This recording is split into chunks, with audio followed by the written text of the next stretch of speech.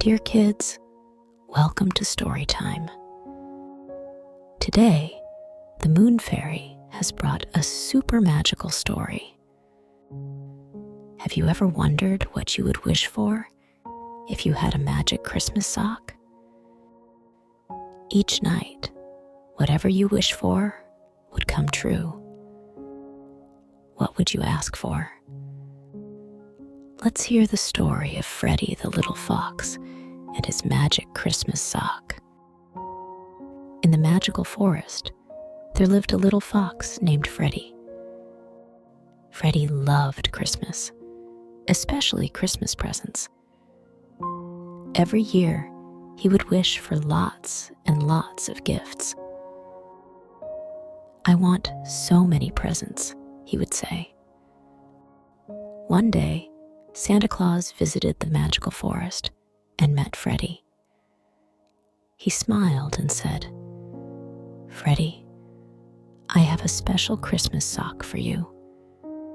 Every night, write down what you want on a piece of paper and put it in the sock.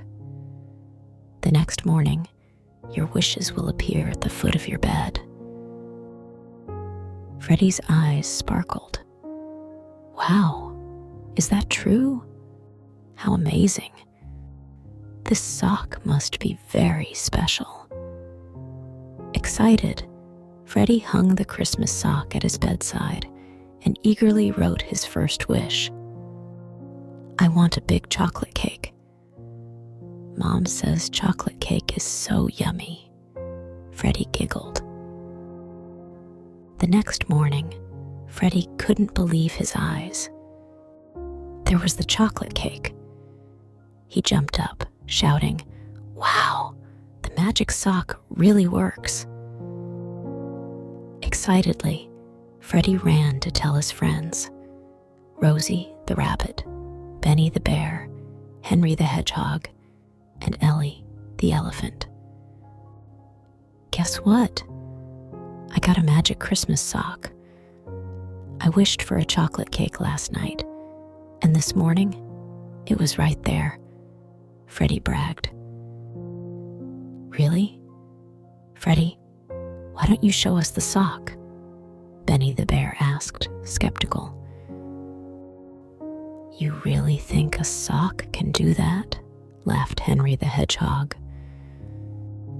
"Yeah, Freddy, your mom probably made that cake," giggled Rosie the rabbit. No matter how much Freddy explained, his friends didn't believe him. Feeling disappointed, Freddy went home. The next night, Freddy wrote even more wishes. "I want a shiny bicycle. I want a flying robot. I want a candy house. I want a talking dog. I want a spaceship.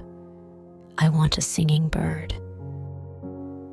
Every morning, Freddy would find new and amazing gifts at the foot of his bed. But then, strange things started happening in the forest. Some of Freddy's friends noticed their things were mysteriously missing. "My flying car is gone," Benny cried. "My candy house is gone," Rosie said, looking worried. "My robot, where did it go?" Ellie asked, confused. "Maybe there's a thief in the forest," everyone wondered. As Freddy continued to make more wishes, things just kept piling up in his room. But soon, Freddy started to get tired of all the stuff. He wanted to make room for new things, so he decided to throw some of it away. "I don't want these toys anymore," Freddy said. "Let's throw them out." So, he used the magic sock to make a giant robot. "Robot, take all this stuff and throw it into the valley."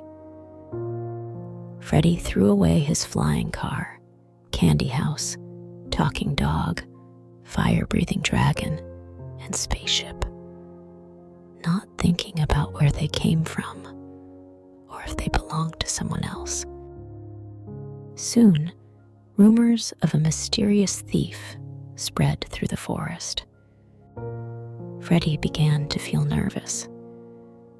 Could it be because of my magic sock? No, it can't be. I'm not the thief, he told himself, even though he had noticed Rosie's name on her candy house.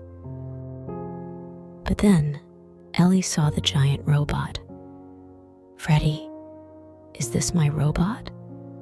How did it end up here? Benny ran up too. Freddy, this is my flying car. Did you throw it away in the valley? Rosie saw her candy house and yelled, Freddy, did you use the sock to take my candy house? Freddy's heart sank. He felt so guilty. Yes, I threw them away because there were too many, and they were taking up too much space. Everyone was upset. So it was you, Freddy. You're the thief. You threw our things away. How could you do that? Freddy lowered his head. I'm really sorry. I shouldn't have been so greedy, using the sock to take your things. I shouldn't have wasted them by throwing them out. You made a big mistake, Freddy, Ellie the elephant said. As punishment, you need to go to the valley, pick up all the things you threw away, clean them, and return them. Freddy knew he had to make things right. He went to the valley, picked up everything he had thrown out, and cleaned it carefully. One by one, he returned everything to his friends, sincerely apologizing. I'm sorry. I shouldn't have wasted your things. I'll never be greedy again. Everyone was still a bit mad, but seeing Freddy so sorry, they forgave him. Freddy, you've learned an important lesson. We believe you'll be better now. Just as they were about to leave, a warm light shone through the forest. Santa Claus appeared in his sleigh and landed in front of them. Santa smiled and said to Freddy, Freddy, I see you've learned how to cherish things and not waste them. I know you understand now. Freddy lowered his head, feeling ashamed. I'm sorry, Santa. I shouldn't have been greedy or wasteful. I promise I'll cherish every gift from now on. Santa Claus nodded and said, I believe you, Freddy. Then he took the magic Christmas sock and said, This sock helped you learn an important lesson. Now, it's time for it to help other children who need to learn the same thing. Freddy nodded. Although he felt a little sad, he knew it was the right thing to do. Thank you, Santa. I understand. Santa smiled gently and disappeared into the night sky with the Christmas sock. Kids, do you think Freddy's Christmas sock was magical? If you had a sock like that, what would you wish for? Remember, the most important thing is to cherish every gift and never waste anything. Christmas is almost here. What gifts are you most excited to get? Who do you want to celebrate with? I hope Santa brings you a wonderful surprise. Merry Christmas in advance. Wishing you and your family a warm and joyful holiday.